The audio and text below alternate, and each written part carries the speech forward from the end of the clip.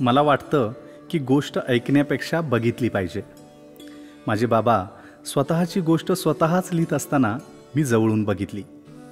त्यांचे स्वतःशीच असणारे युद्ध, स्वतःशीच असणारा संवाद, प्रचंड कष्ट आणि पुढे जाण्याचा निश्चय पाहत मी मोठा झालो, शिकलो आणि कामाला लागलो.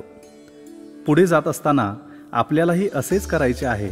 किंबहुना बाबांसारखे स्वतःला घडवले, त्यांची तत्त्वे आयुष्यात आणली तर आपलेही आयुष्य उजळेल ह्याची खात्री झाली आणि झालेही तसेच.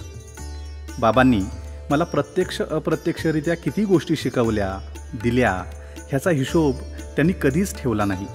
पण मला मात्र पक्क ठाऊक आहे, त्यांनी मला दिलेली सगळ्यात मौल्यवान गोष्ट म्हणजे वारसा.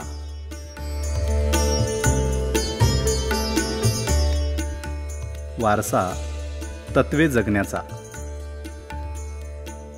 वारसा अनंत संस्कारांचा.